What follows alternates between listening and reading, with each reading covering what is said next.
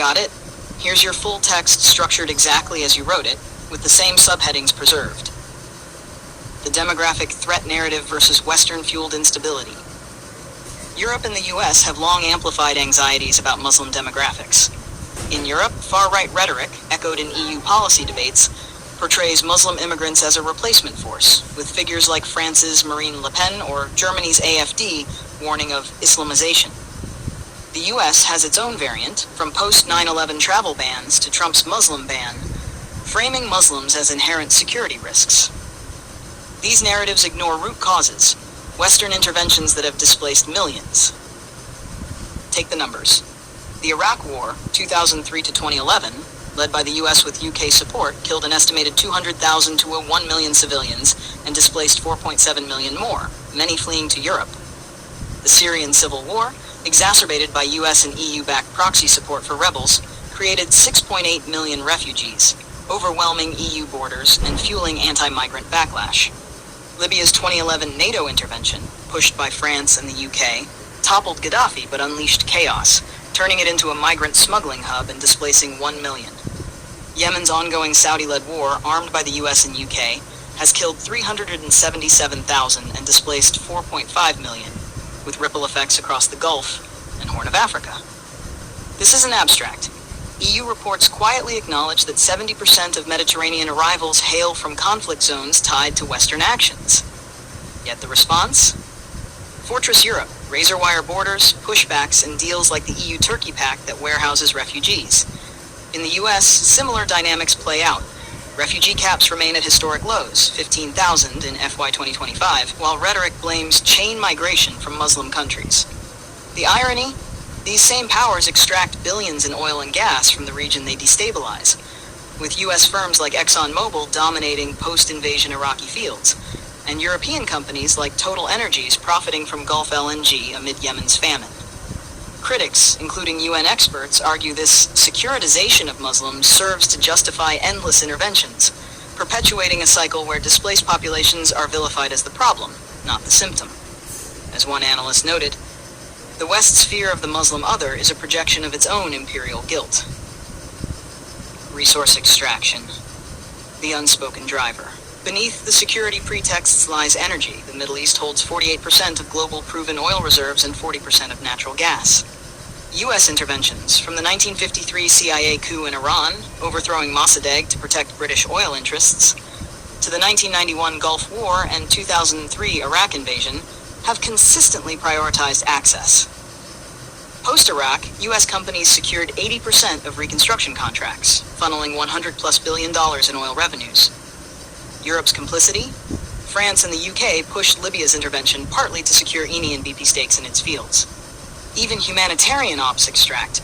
The U.S. provides Saudi Arabia $3.8 billion in annual arms sales, enabling Yemen strikes that secure shipping lanes for Gulf oil, 20 million barrels a day through Hormuz. EU nations import 25% of their gas from Qatar and Algeria, often via deals that sideline local reinvestment. Result? Gulf petrostates amass wealth, while intervened nations like Iraq see 40% youth unemployment and crumbling infrastructure, breeding grounds for extremism. The West then cites to justify more action. This isn't conspiracy, it's documented. Declassified docs show the 1953 Iran op was explicitly about oil denial to rivals. Today, amid energy transitions, the stakes remain.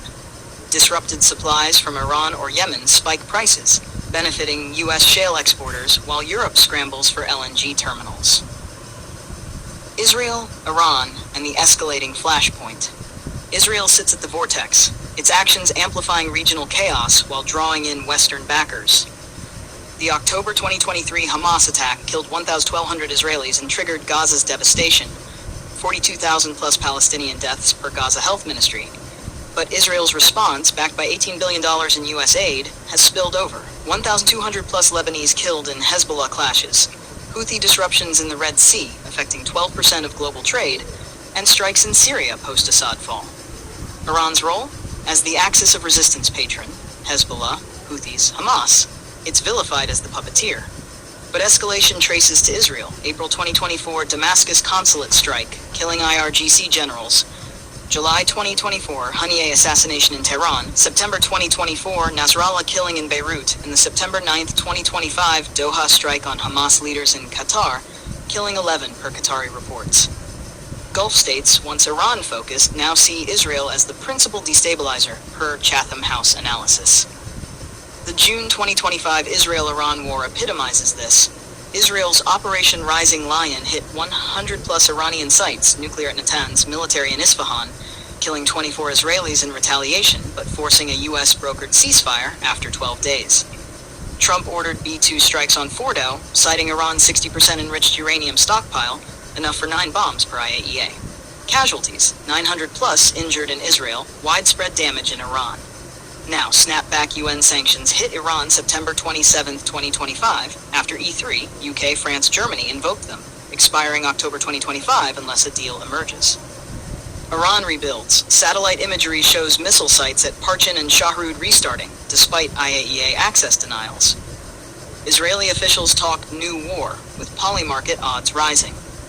X-Chatter echoes this. Users warn of U.S. tankers repositioning for bunker busters, false flags at Gulf bases, and Netanyahu dragging America in to secure greater Israel borders. Iranian FM Arakchi calls for a collective regional decision against Israel's expansion, framing it as a threat beyond any single state. U.S. involvement? Unwavering. $3.8 annual aid to Israel, vetoes of UN ceasefires, and Trump's 20-point Gaza plan, welcomed by Pakistan OIC for aid but rejected for no Palestinian statehood. Yet, as one ex-CIA analyst notes, this out-of-control axis risks blowback. Hezbollah reconstitution, Houthi strikes, and Iranian proxies isolating Tehran no more. The broader reckoning, this cycle, intervention, destabilization, extraction, demonization, sustains Western dominance but erodes it. Gulf states pivot. Saudi Arabia eyes Iran détente per recent talks. Turkey mediates Syria-Israel de-escalation. Public sentiment on ex-spoils. Israel begged U.S. to end the June war on day 4. Their defenses cracked under Iranian fire. Iran's doctrine prevailed against 200 Israeli jets, per IRGC advisors. Politically incorrect truth. The demographic threat is a smokescreen for empire. Muslims aren't invading Europe or America. Western bombs and deals are displacing them there. Breaking this requires auditing interventions. Not with more sanctions, but accountability. Iran as next target? Only if the West ignores the mirror. Its actions birthed the resistance it fears. As ex-users quip, the war hasn't begun, but ignition's approved. Time to de-escalate, or history rhymes louder. Middle East crisis, geopolitics, Iran-Israel. Would you like me to shorten this into a YouTube-style narration script, tight, emotional, and punchy? Or keep it as a long-form articles report for reading?